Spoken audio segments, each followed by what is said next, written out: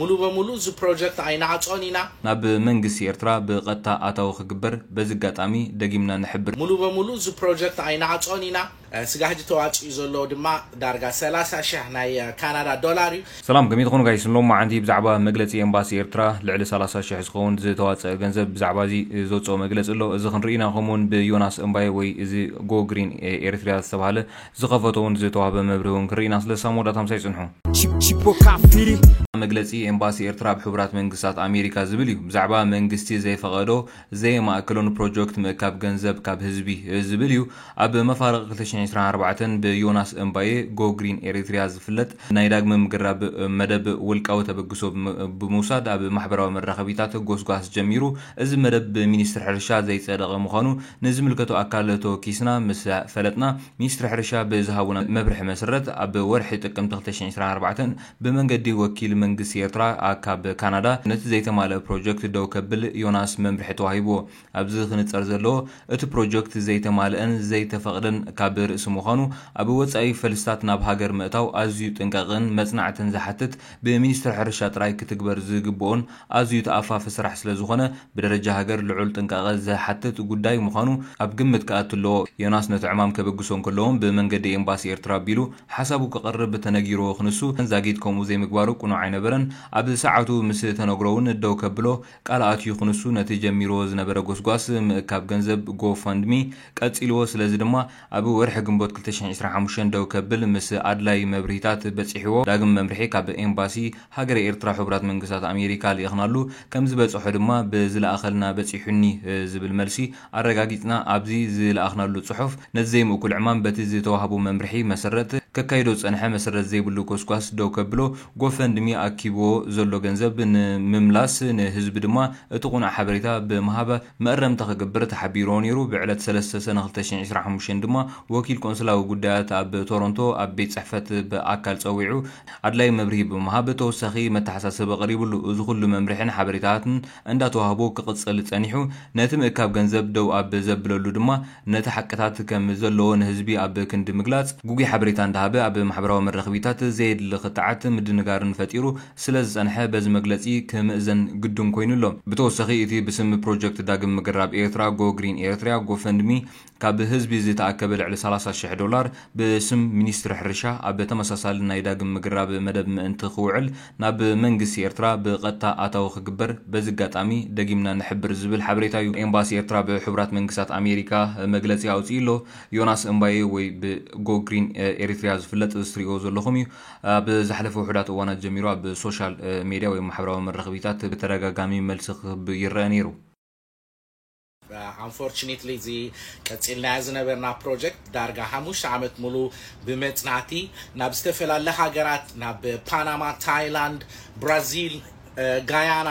ኣብዘን በሙሉን ካሪቢያን ኣብ ደቡብ አሜሪካን ኣብ ዩጋንዳን ጋናን ብምኻድ መጽናዕትታት ከካይድ ዝቐነ ጉጅለ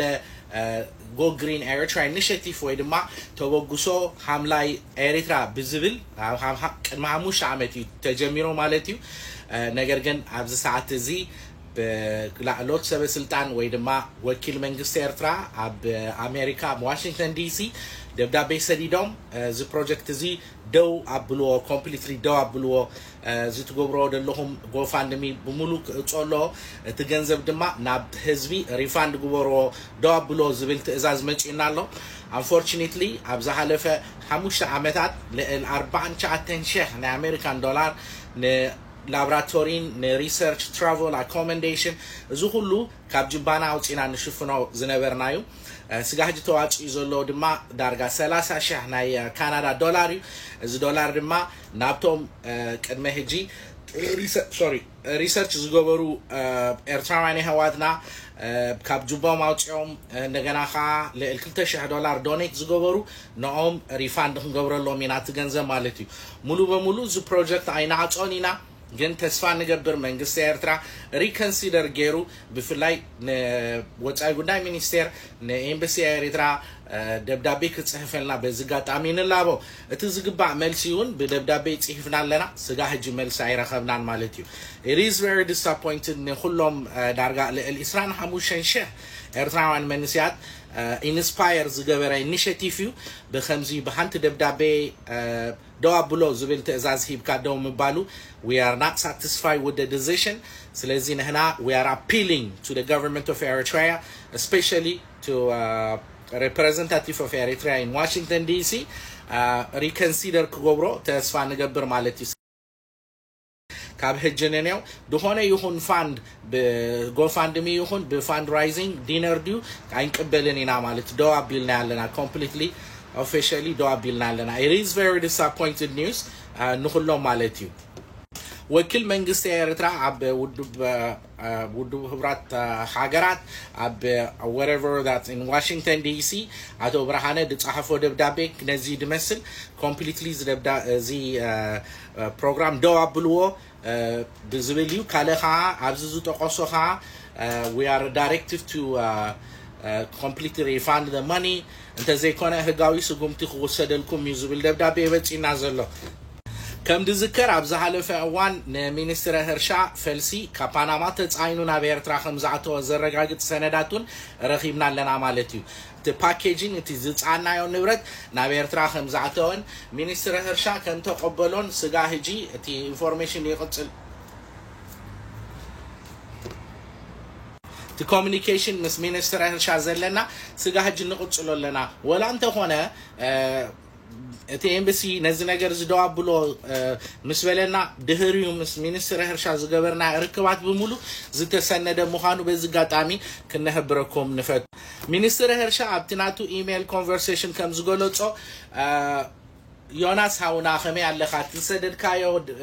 መልሲ ደብዳቤ በጽይና ኣሎ ካብ ዘለኻ ዓዲ ናይ ደገፍ ደብዳቤ ካብ ኤምባሲ እንተ ደም ጻኹም አይትኸውንን ያ ተባሂልኩም ኣለና ኢሉ ሰላም ቀነ ኢሉ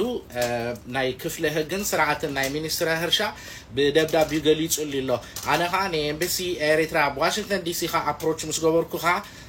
ጉዶፎ ዝነገር አይትኸውንን ያ ዝባሃል ዘለኹ ማለት እዩ ስለዚህ እቲ $30,000 በጎፋንድሚ ተዋጪ ዘሎ كمان كاله فاند يدلينايو نتي دفانايو $49,000 نو ريبليس نمغبار مالتي سلازي كابز ገንዘብ እዚ ዳርጋ 24,614 قرشي ተጠቂምናሉ ለና 10,000 ኮንቴነር ተገዚዩ ተዛለፈ ፋይናንሻል ጸብጻብ ዝደል ሰብ እንተሎ ድማ ናና ኮንታክት ግበረና አይኮውን ኒው ገንዘብና ሪፋንድ ግበር ድብሉ ውልቀሰባት እንደራለሁም please go withdraw your money ካብ GoFundMe ማለትዩ በናትና ኪሳራ ገንዘብኩም ክንከፍለኩም ፈቃደኛ ሙኻና በዝጋጣሚ ከነህብረኩም ንፈቱ እቲ ኩሉ ዝገበርናይ ድማ በፍቅራ ሃገር ናሃገርና መዘከርታ ስዋዕትና ክኸውን ሃምላይ ደሴት ድማ ክኾነልና ኢልናይና ኣብዛሓለፈ 5 ዓመታት በሪሰርች ዝደኸምናዮ ስለዚህ እቲ ደብዳቤ is very disappointed ተስፋ ንገብርካ መንግስት ኤርትራ ይኹን ወቶም ወከልቱ መንግስት ኤርትራ ዋሽንግተን ዲሲ ዘለው ነዚ ጉዳይ እዚ በቀረባ ተኸታቲሎም ከም በሐድሽ ሪኮንሲደር ንኽገብሩና በዝጋጣሚ ንላቦ ከም ድዝከር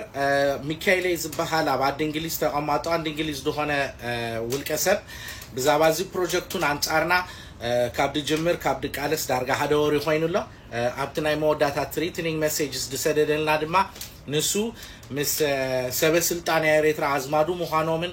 ኣብ ኤምባሲውን መታዓቢት ስለዘሎ ኣብ ዝኾነ ሰዓት እዚ ፕሮጀክት እዚ ከም ደጾን ኣብቶም ላዕሎት ሰበስልጣን ከዱ ወላ ኤርትራውን እንተኸይና ከእስረናን ከቅትለናን ሙኻኑ ፈኪሩ ነይሩ ስለዚህ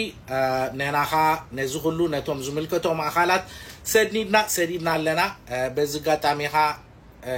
ኩሉ ህብረተሰብ ክፈልጦ ግባ ጥራይ ደይኮነ ኩሉ ዝተፈላለ መን ሙኻኑን ሰኒድና ኣለና ስለዚህ ብዛባ ውልቀሰባት ክንዛረብ ስለዚህ እንደል በዚ ወዲና thank you so much ንሁሉሁም ብፍላይ ድማ ንጎ ግሪን ኤሪትራ ኢኒሺየቲቭ ወይ ድማ ተወግሶ ሐምላይ ኤሪትራ ብዝብል ቴማ ዝጀመርና ነገር ኣብቲ መወዳታ አባይታ ቲ ፕሮጀክት 5 ዓመት ቀሊል አይኮነን ከቢድ ድኾነ ብዶታቲና ይህሊፍና እስካብ ተመን ተነኺስና እስካብ ሆስፒታል ናዓተወሉ ጊዜውን ነይሩ ብሁሉ ነገር ድኸፈልናዮ ዋጋ ቀሊል ዋጋ ይነበረን ስለዚህ ሶ ኢሉዚ ፕሮጀክት ደው ክብል نجزيو